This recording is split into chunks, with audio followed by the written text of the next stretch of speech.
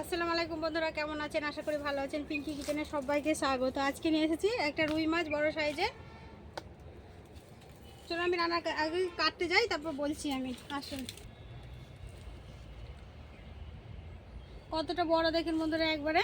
এই দেখেন, আজকে বাপের বাড়ি থেকে এই মাছটা এসছে, রুই মাছটা একটা ইলিশ মাছটা পরে আপনাদের কেটে দেখাবো।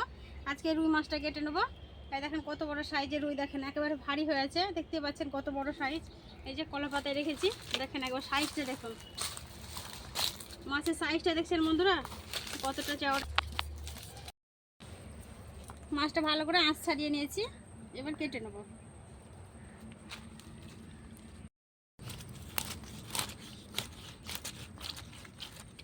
মাছগুলো ভালো করে কেটে নিয়েছি, এবার পরিষ্কার করে ধুয়ে নিয়ে চলে আসবো কল থেকে। দেখেন বন্ধুরা মাছের ডিম ছিল, কতটা ডিম হয়েছে। এই যে মাছগুলো কেটে ধুয়ে নিয়ে চলে আসবো। মাছটা ভালো করে পরিষ্কার করে ধুয়ে নিয়ে চলে এসেছি। এবার নুন হলুদ মাখিয়ে নেবো। দেবো নুন,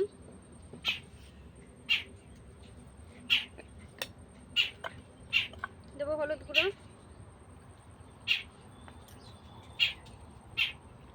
ভালো করে মাখিয়ে নেবো নুন হলুদটা।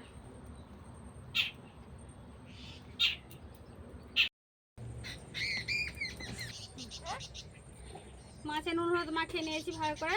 কড়াটা বসিয়ে দিয়েছি উনুন জেলে, এবার কড়া গরম হয়ে গেছে, সর্ষের তেলটা দিয়ে দেবো মাছটা ভাজার জন্য। তেলটা গরম হতে থাক, আমি আদা রসুনগুলো লাগবে তার জন্য আদা রসুনগুলো কেটে নেবো। তেলটা গরম হয়ে গেছে, একদিকে মাছগুলো ছেড়ে দেবো।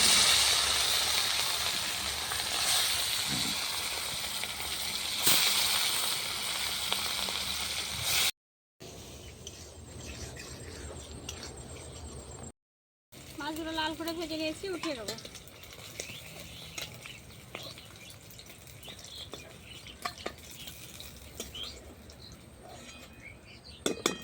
আবারও বাকি মাছগুলো ভেজে নেবো।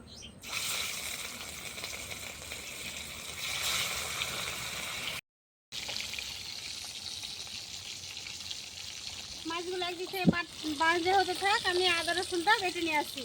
এর মধ্যে নিয়েছি পেঁয়াজ, আদা, রসুন, জিরে, কালো সরষে, সাদা সরষে, এগুলো আমি বেটে নিয়ে আসছি ছিলে। আর তখন মাছটা ভাজতে, সব মাছগুলো ভাজা হয়ে গেছে, উঠিয়ে নিয়েছি। ওই একই তেলে আর একটু তেল দিয়ে দেবো। ওই মাছ ভাজার তেল আর অল্প তেল দিয়ে দিলাম। দেবো টমেটো,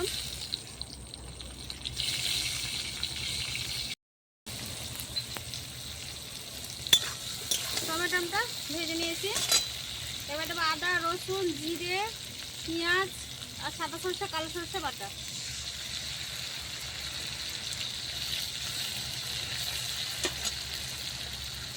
দেবো পরিমাণ মতো নুন, দেবো হলুদ গুঁড়ো,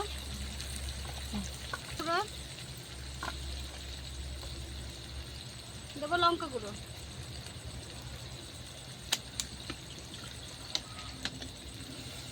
মশলাটা কষিয়ে নেবো।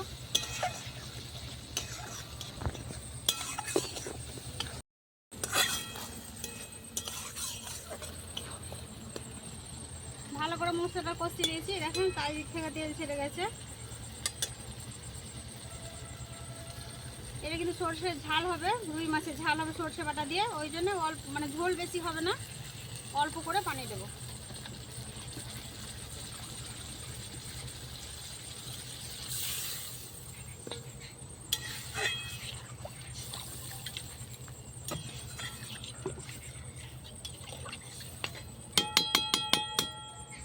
ঢাকা দিয়ে ঝোলটা ফুটিয়ে নেবো।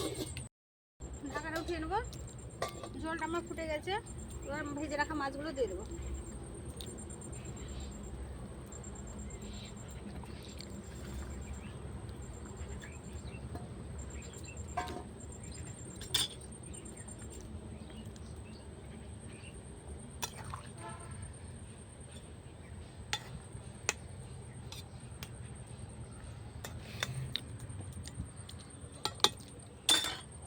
মাছ দিয়ে 5 মিনিটের জন্য ঢেকে দেবো। ঢাকাটা উঠিয়ে নেবো। রুই মাছের সরষে বাটাতে ঝালটা আমার হয়ে গেছে।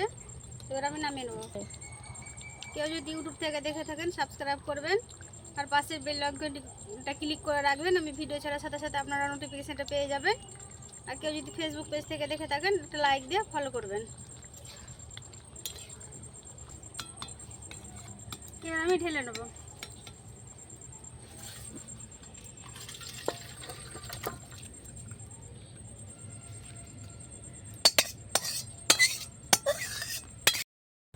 সরষে মাছটা দিয়ে মাছের ঝোলটা আমার হয়ে গেছে। দেখেন রুই মাছের ঝোলটা কত সুন্দর হয়েছে। বন্ধুরা পুরো রেসিপি দেখলেন, যদি ভালো লাগে অবশ্যই লাইক কমেন্ট শেয়ার করবেন। আর আমি খেয়ে দেখাবো না, রান্না করতে করতে বিকেল হয়ে গেছে, আমি দুপুরের খাবার খেয়ে নিয়েছি, আর খেয়ে দেখাবো না। পুরো রেসিপিটা দেখলেন, যদি ভালো লাগে অবশ্যই লাইক কমেন্ট শেয়ার করবেন, সাবস্ক্রাইব করে পাশে থাকবেন। সুস্থ থাকবেন, সাবধানে থাকবেন। আবারও পরবর্তী রেসিপি নিয়ে আপনাদের সাথে আসবো। পুরো রেসিপি দেখার জন্য ধন্যবাদ।